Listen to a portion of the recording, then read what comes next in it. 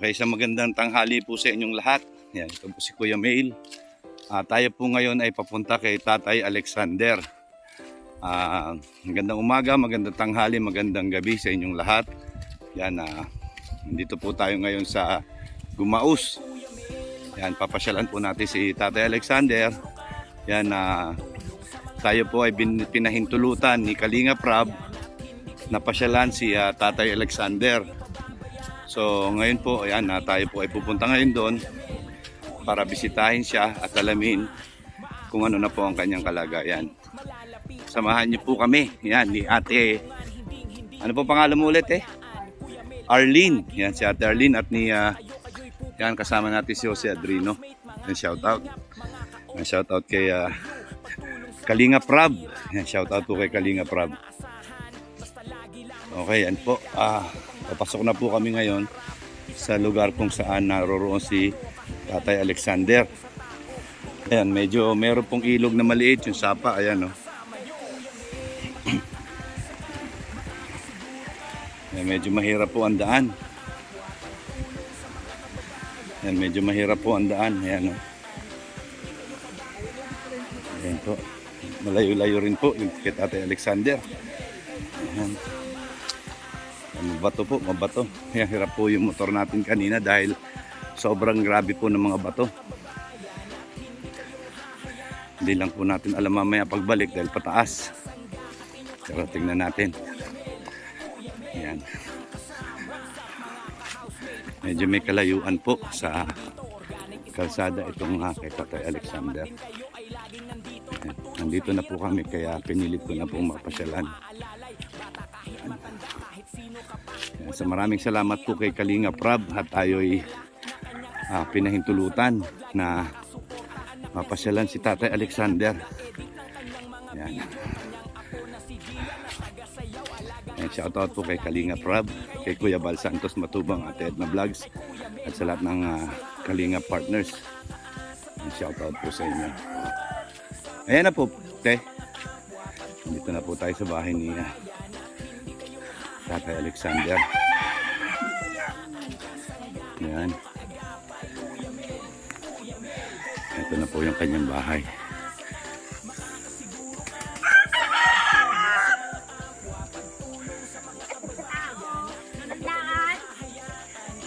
Tumandaan! May bisita ka! Doon po yata sa kabila ay.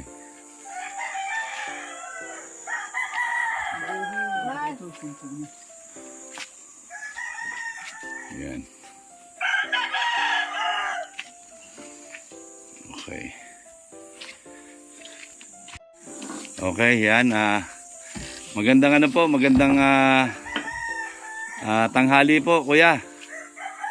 Yan.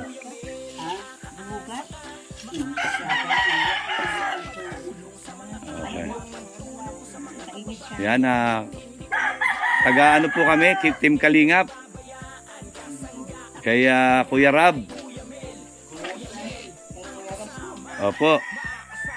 Yan ay kami po ay pinahintulutan niya na bisitahin kayo dito ngayon.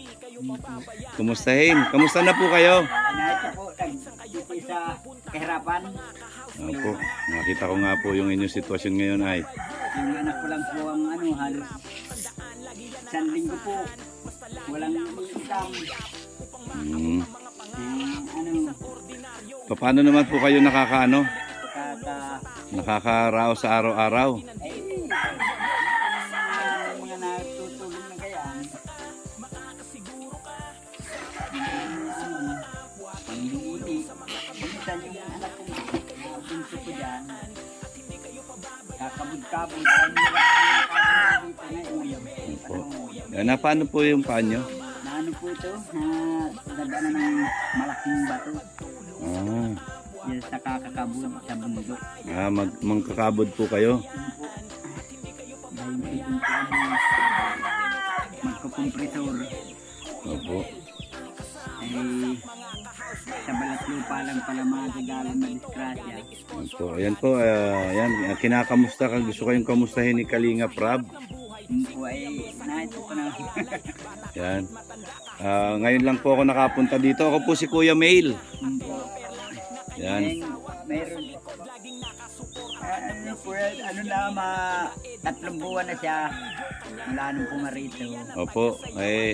Matagal niya na po sinabi na pumunta ako dito pumasyal. Marami lang po kaming ginagawa sa Daet. Ngayon po meron po akong package dyan sa Panganiban. Kaya pilit ko po kayong hinanap ngayon.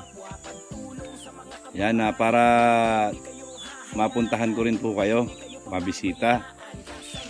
Yan yan, kamusta naman po dito? Ito nga po, yan na po ang basta't may kain-kain lang na may bigas lang, may gulay-gulay na lang ng maski magic sarap ang bangot. Yan, may mga gulay-gulay naman po dyan. Ay, gabi talbos ng malunggay China. Oo nga po. Kanggos. Okay, yan po. Mas maganda ko ipaputol na yan. Ng artificial. Ayun na nga ang ko, yung nag-asikaso. Parang nakalayas ka na dyan sa araw ng digong mo yan. si nagpa-check up na nga nito. Kuya, pwede po tayo pumasok. Medyo mainit dito sa labas ay. Ay, may po dito at gaya po nito wala. Ayan, baka po tayo atakihin ng high blood. Ayan. Ayan. Ayan po. Kaya ka na lang po mag-uupo at walang bantay. Okay, ayan, ito po yung tahanan ni Tatay Alexander. Ito po, lakad ng upaan. So yan po yan. Ito po yung kanyang sitwasyon pa rin ngayon. Yan. Pag malakas ang katawan, yan, gagamas-gamas. Pag mahina, higa-higa.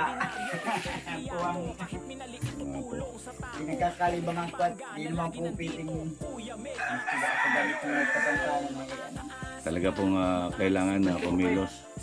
pawisan ako. Opo. Pag hindi ako pinapawisan, pag hindi pinapawisan, mahina ang katawan. Nasan po yung anak nyo? Ay nagka po sa kapuran. Lalaki? Lalaki po. Nga po yun. Si 16 years old. Ay meron nga po nga ang doon, DSWD na tuturuan. Ilan taon na po? 16 years old na po. 16 years old. Ay nakatapos lang ng grade 3. Gusto niya pang mag-aral. Ay pinilit lang po ng DSWD na Opo, sayang naman ay kailangan pupuntahan lang daw dito ng kahit makatapos man lang siya ng high school sana. ng maestro, pupuntahan daw po dito ng maestro ng magtuturo. O kung anong aral niyo. Diyan daw sa tuturuan. Opo. Dahil baga si mga Vergara dyan. Opo. Ayan. Ang sabi ko dapat natin at mag-aral ka wala ka man lang maglayas ka, wala kang alam. Ayun nga po. Kaya hindi na maglalayas yun. Diyan na lang yung papuntahin mong bayan na Hindi niya alam. Alam naman, kalo lang ay buta masyado pang mahiyain. So, Kasi po nga nandito kayo sa kumbaga ba, tagong lugar. Yan, liblib. Yan. hindi siya na ipagparalalayas nung namatay na ina. Opo. So, Wala lang din. ang kabuhayan niyo lang po dito ay panggagamas o Ay, yan nga po, kakabod. Yung anak ko, kumisa naman. hindi, kayo po, kayo. Ay, Dito lang po kayo sa bahay. yun po, asa lang ako kung mabigyan ako ng mga anak ko. Kung hindi, Ilan po ba ang anak nyo? bali apat yan. Nasaan po yung iba? 2 ay 5. Bali 5 yan, sa 2 babae. Ay, may mga asawa na po. Mga pamilya na. Yung asawa niyo po, byudo na po ba kayo? Yun po, kamamatay lang itong January 15. Diabetes. Diabetes. Opo, ay traidor na sakit yan ay. Wala nga raw po dung mayaman. Opo. Sakit ng mayayaman daw yun. O, pantay-pantay po lahat pagka diabetes. Hindi raw kaya. Ubusin na niya kaya Opo, totoo po yun. Yan, eh. Pinakakain na po ba kayo? ayun po, nakakain na. Is na kaunting tirang gulay na tantol. Ah, yan eh. May mabigay po ako sa inyo, kaya lang, maliit lang po. Ito lang po yung aking kaya. Yan, pinakuha lang po natin. Yan kasi po, hindi ko pa po alam yung sitwasyon dito. Isang beses ko po kayo napanood noon, nung pinuntahan kayo ni Kalinga Prab. Yan, yun nga po, nung nakita ko itong inyong kotse, yan ay naalala ko. May isa rin po siyang pinapunta dito sa mga sinamahan ni Pandi. Kuya Panding? Pandi. Ano pong apelido? Ay, basta Pandi ang yata. Yung payat po? Opo. Pastor. Pastor. Ayun. Si Kuya Panding PH. Yung po, may sinama dito, limutan ko ang pangalan na mag-asawa daw yun. Mhm. Dahil ko nga ni Ayo, yung gulong ko nga po yan. Walang bearing kaya. Nagharangot niya pag walang bearing. Ay pag may bearing, nadala naman at may nadala sa akin bearing, yung maliliit na kaya. Hindi pwede, sabi dapat yung malaki-laki. Oo, sariling. Ay, hindi. Ano po ba sukat ng bearing niyan? Hindi ko po alam kung saan ang bilihan ng bearing dito. Mga gaya lang beer, maski po sana sa hindi mahal siguro pag bibili na yung sa mga shop. Yung Titignan ko mamaya, pipicturean ko at pagka nakakita ako sa mga lugar na pinupuntahan ko, apat ito ay iniisa ko lang at napuputol din agad yung di mag-anggan pati sa Sabi nga nung ni kapatid, ako na niyang bahala niya sa biring, 3 buwan na sa akin, pupudpud na, durog-durog na nga itong isang gulong. Ayaan niyo po at pagka nakakita po ako, na lang kung ano yung sukat na makita ko na malaki, yun na lang po ang bibilin ko at gawaan nyo na lang. Ganito po, yung bilog na yan, yan. Malaki po yan ay. Dapat po ay kailangan talaga malaki. At pag maliit po, madaling maputol. Opo.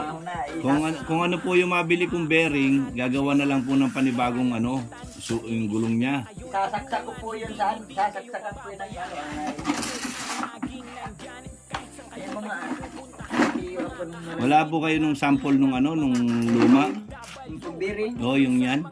Meron po sa ilagay. Baka na dyan sa Yan, para noon, pagka meron ako nakita, kasukat, ay kukuhanin ko na kagad. Tapos, pagbalik ko dito, yan, may madala akong bearing.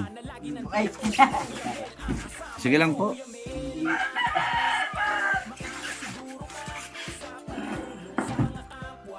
yung sarado yung pinto ang pwede.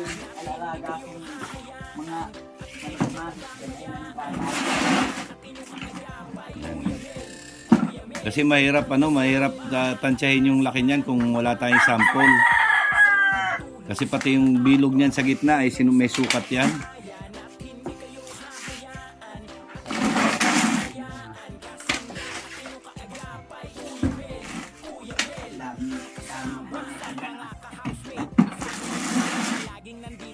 Mabuti po na nasanay na rin kayo sa ganyan Kung hindi ko naman po ito naisipan, wala pong hindi po ako makakagawa, dinahin na lang ako dyan, kagayan. Oo nga. Hindi makakatrabaho. Sabi ko paano ito may lakas naman makakagawa naman. Oo. Hindi naman yan po, binigay yung barkada ko. Yung sakto dyan, yung nandito sa isa, nasa na yung nandito sa isang gulong.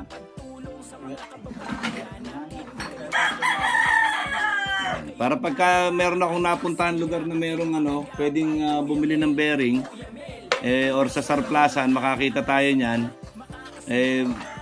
makapagdala ko. Pag maliit lang ay wala.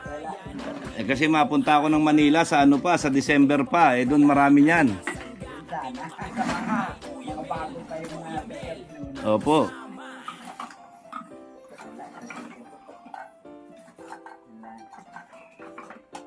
Nagrilipat na itapo na yata.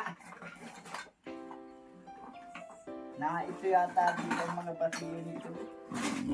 Kailangan lang malaman natin. Kailangan po kasi diyan malaman natin yung diameter. Yung Yung circumference nung gitnang ring at saka nung outer ring. Para malaman po natin yung laki. ito pala po sa amin. Ito na nga yata ang bilog na ito ng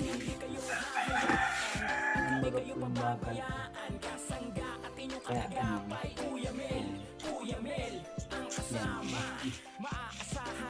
Ang bilog niya. Nahin yung ay at ginawa kong paano para hindi mapudpud agad yung durug-durug na Siguro po ano yan, malaking bearing yan. Tingin ko yung malaking bearing. Ang problema ko pa niya yung paggagawa ng gulong.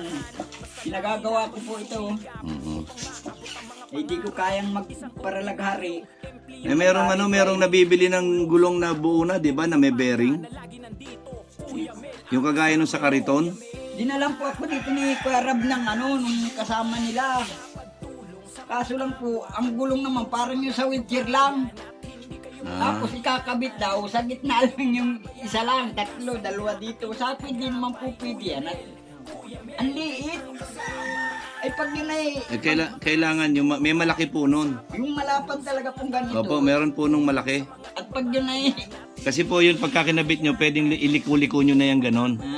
Ayun po.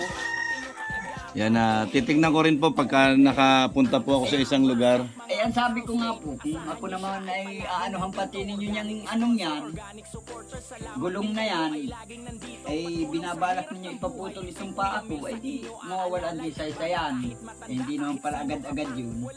Opo, kailangan examinin pa kayo. Po, in-x-ray na ito, na nga po dyan ang x-ray nito. Yan, ito po, titingin ako nung yung pwede po yun yung isang gulong lang, pero kailangan malaki. Isang gulong po. Ilalagay dyan sa gitna niyan. Ay, naman po yan, natagit-tagilid. Hindi po, yan, maliliko-liko nyo yun. Hindi nyo na kailangan buhatin. Pwede nyo na siyang iliko. May bearing din po yun doon sa niya na pwede siyang umikot-ikot. Dalawa. Diyan, dalawa. Oo, talaga dyan. Pwede na yung isa at yan ay nangyari. Yan hindi na kayo magbubuhat-buhat pagka titingnan ko po yan total nakita ko po yung sitwasyon ng inyong buhat siyempre pag yung pagka yung binili natin yun yun po ay hindi na kayo mabuhat, talagang umiikot po siya. Naikot siya. Parang yung alam niyo sa pushcart sa mga grocery store, yung gulong niya, yung napaling-paling yung mga gulong. Ano lang po yan, pag yung nagbaon. Yun lang, kailangan medyo malaki. Po. Kailangan talaga po yung malapad. Dos ang lapad. Opo. Dos po ito ay. Yan kaya lang, ano po yun, bihira yung ganong kalapad. Pero titingin po taas, alam ko sa Maynila meron yan. Sa Maynila po meron. Ano lang po, ito, siguro ay nasa isang taon. Wala pang isang taon na ito nang ganito nang naisipan ko. Ito, pag uwi ko ng Maynila, tay, yan ang una kong hahanapin. Salamat po. Yan ang una kong hahanapin. Gagawa tayo ng panibagong ganyan.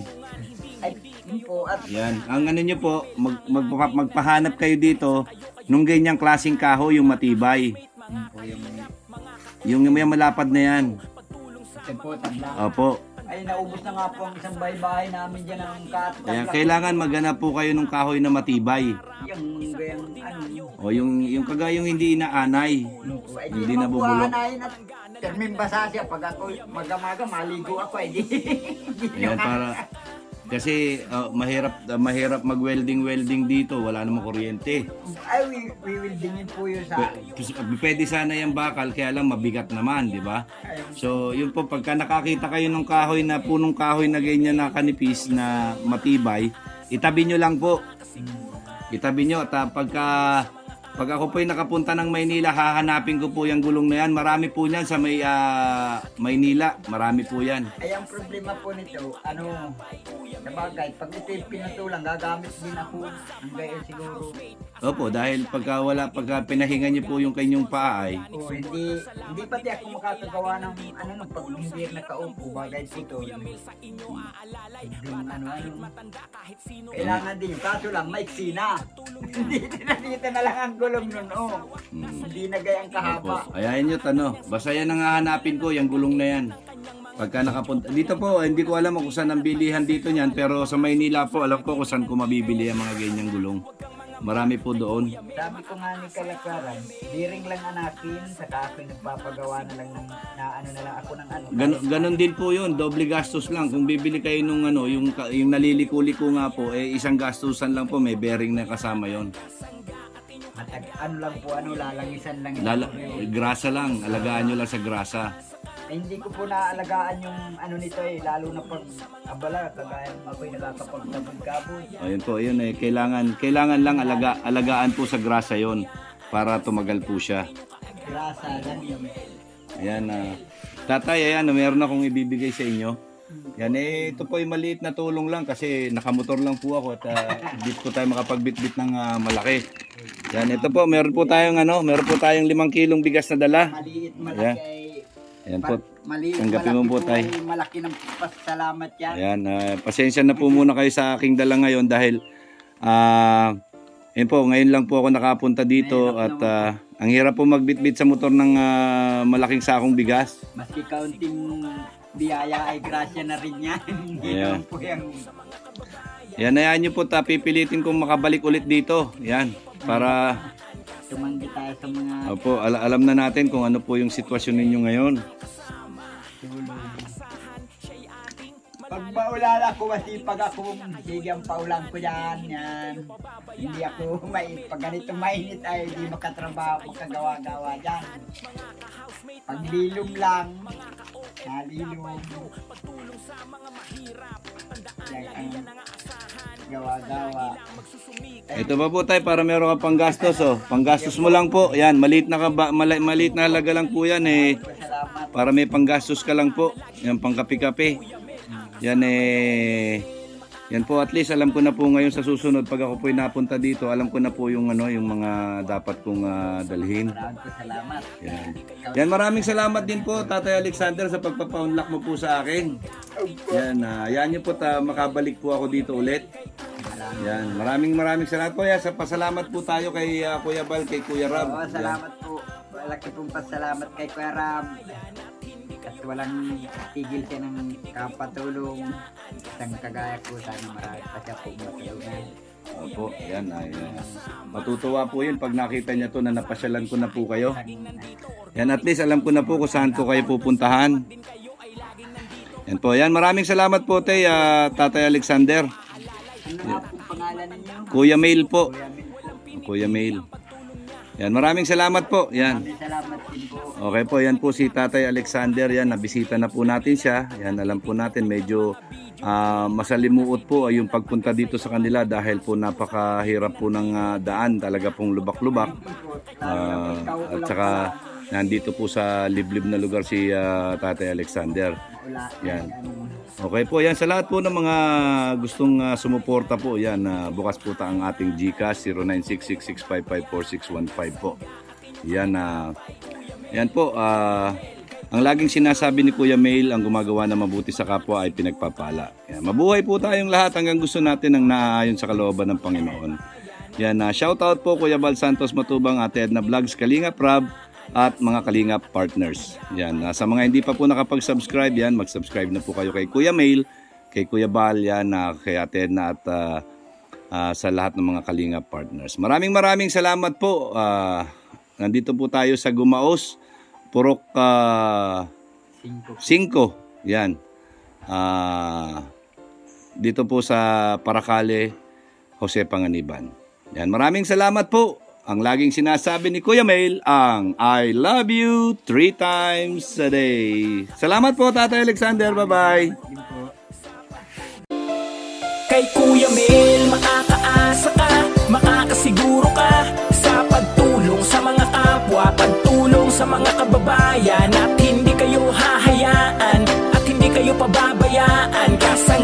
inyong kaagapay. Kuya Mel, ang kasama.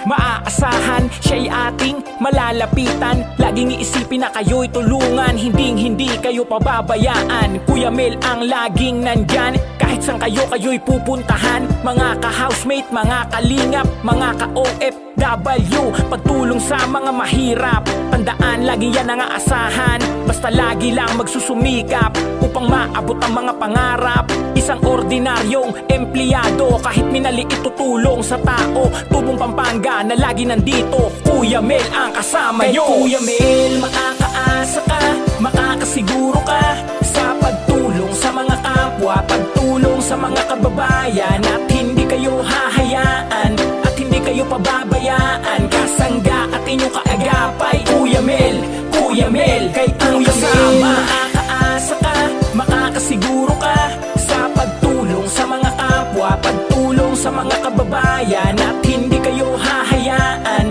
at hindi kayo pababayaan. Kasangga at inyong kaagapay. Kuya Mel, ang kasama. What's up mga ka-housemate? Asahan nyo siya ay palaging nandito. Organic sponsor, organic supporter, salamat din kayo ay laging nandito. Pagtulong sa hirap ng buhay, si Kuya Mel sa inyo aalalay. Bata kahit matanda, kahit sino ka pa, walang pinipili ang pagtulong niya. At kay Ma'am Perla na kanyang asawa, nasa likod laging nakasuporta. Ang anak niyang si James, Jamila na taga-edit ng kanyang mga video. Kanyang apo na si Gia na taga-sayaw, alagang aso't pusa lagi din nandito. Kaya dito ka na, huwag kang mangamba, kay Kuya Mel makakaasa ka. Kay Kuya Mel makakaasa ka, makakasiguro ka sa pagtulong sa mga kapwa, pagtulong sa mga kababayan. At hindi kayo hahayaan, at hindi kayo pababayaan. Kasangga at inyong kaagapay. Kuya Mel, kay Kuya Mel makakaasa ka, makakasiguro ka sa pagtulong sa mga kapwa, pagtulong sa mga kababayan. At hindi kayo hahayaan, at hindi kayo pababayaan. Kasangga at inyong kaagapay. Kuya Mel,